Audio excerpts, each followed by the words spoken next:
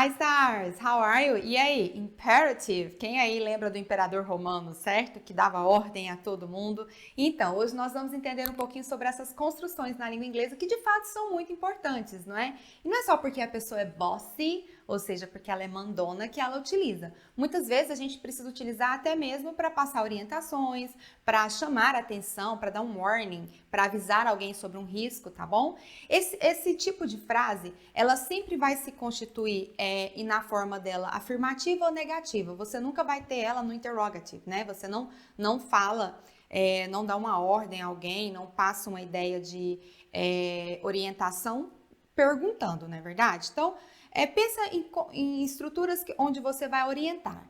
Nessas estruturas, você sempre pode usar, né? Você poderá usar o affirmative ou o negative, tá? Elas podem ser afirmativas ou podem ser negativas.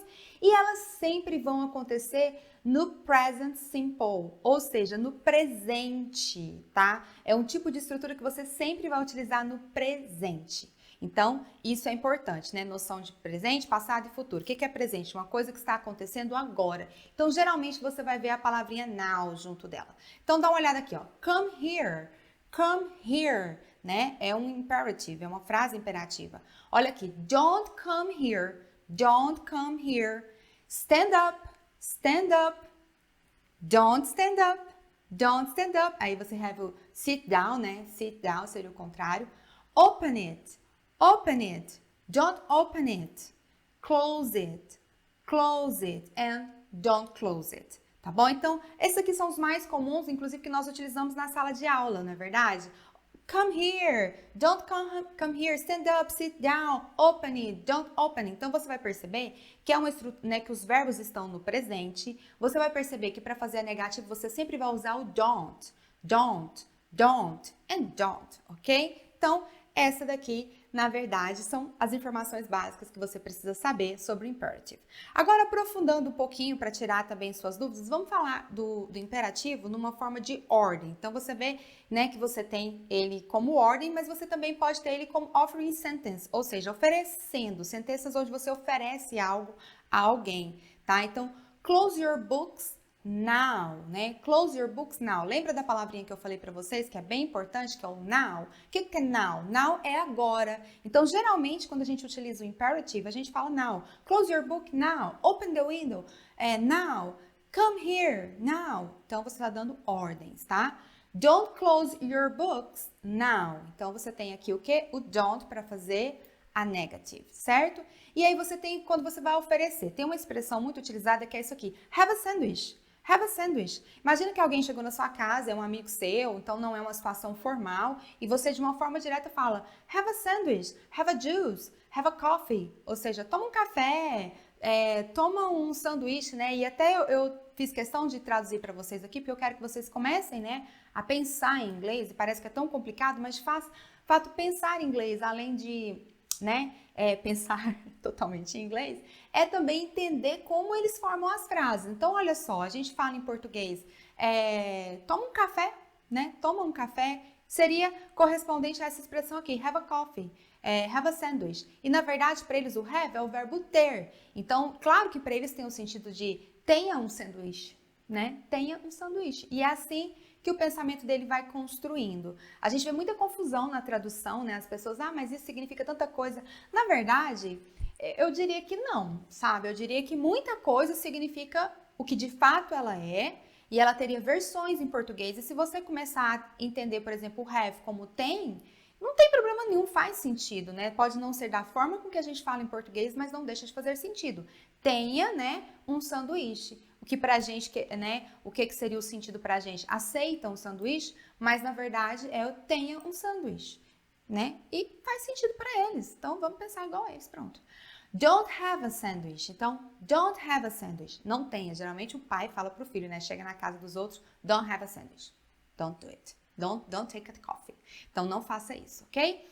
Warning and advice. Então, warning, gente, é um aviso, tá? Você vê muito essa palavrinha warning quando você compra um produto e você vem ali no manual dele. Warning. O que é o warning? Cuidado, aviso, advice, né? Advice é, na verdade, conselho, né? E warning é um aviso. Então, acaba bem correspondente os dois, né? Então, o que você de fato vê quando você compra aquele produto e vem lá, né? O seu manual tá lá. Attention! Be careful, né? Faça isso, não faça aquilo. Don't cross. Já viu esse warning quando você não atravesse a rua? Então, don't cross. Cross. Don't close your books now. Você vê que lá em cima a gente colocou ele como uma ordem, mas ele também pode funcionar como um warning. Don't close your book now because we are going to use it. Não feche o livro agora porque nós ainda iremos utilizar. Então, é um warning, ok? Seria warning. O que é warning, gente? Muito bem, um aviso. Ah, isso aqui é uma expressão que eu trouxe para vocês só para acrescentar, que é o do's and don'ts. Do's and don'ts são, na verdade, quer dizer o que fazer e o que não fazer, tá? Então, você, na verdade, você não vai usar eles na fala, mas eles vão vir escrito igual em revistas, até lá no manual mesmo, do's and don'ts. O que fazer, o que não fazer, né? O que fazer, o que não fazer para ganhar um amor em 10 dias. I don't know. Não tenho a menor ideia, gente. Então, do's and don'ts, tá bom? Seria essa expressão. O que você faz, o que você não faz. Então, do's and don'ts. E aí você vê ele aí, né? Sempre esse S. E não tem muito sentido não, tá? É uma ideia deles mesmo lá do do's and don'ts. Então, I don't know the do's and don'ts. Então, eu não sei, né? Eu não sei o que fazer e o que não fazer. I don't know the do's and don'ts. Então, é muito normal, você chega num ambiente novo, numa escola nova, num trabalho novo, num país novo, e aí você tem que ir atrás do quê? Do do's and don'ts, o que fazer e o que não fazer para seguir aquelas regras. E aí você percebe que o do, né, de uma forma que afirmativa, ele aparece antes do verbo aqui, numa situação de imperativo, para dar mais ênfase, tá? Então, você fala assim, ó, drink plenty of water, né? Beba muita água, mas você colocaria o do para dar mais força, justamente por causa desse do's and don'ts. Então, seria do drink plenty of water. Tipo, do, tenha certeza, faça isso, né? Beba muita água. Então, você está reforçando aquela ideia também, né? Cabe dentro do sentido de imperativo. E aí, pessoal, invitations, convite, né? Toda vez que você tem como fazer um convite de uma forma imperativa, tem. Você vai utilizar o let's, né? Então, let's do it. Let's take a walk. Let's take a walk. E aí você vê que o ponto de interrogativo aqui muitas vezes é opcional, porque de fato é uma frase que está na afirmativa, mas é um convite, né? E aí parece muito com o nosso português, né? Enfim, o ponto interrogativo passa a ser... Eu não utilizaria o ponto interrogativo, mas você pode ver em alguma situação. Gramaticalmente falando, é correto você deixar o ponto de afirmação, porque essa frase está numa estrutura afirmativa. Então, let's take a walk. Então, vamos dar uma volta?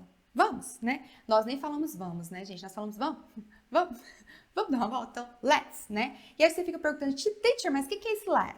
O let's é justamente a junção do let us, e aí eles tiraram aqui o U, né? E fizeram a contraction. Let us, que seria vamos ou deixe-nos, né? Let é o verbo deixar, então deixe-nos, nos deixe fazer alguma coisa.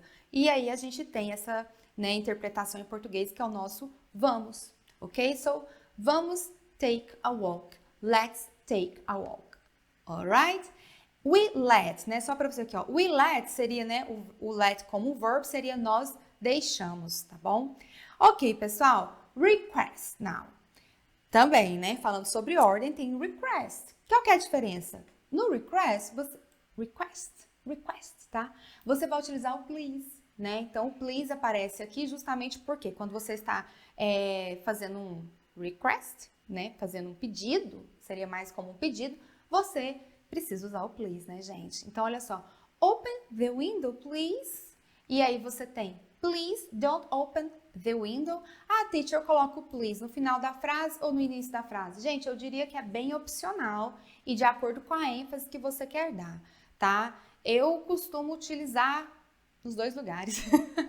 Enfim, é bem amplo, tá? Vai depender muito do costume que você tem. Porque, e da ênfase, você quer falar please don't open the door.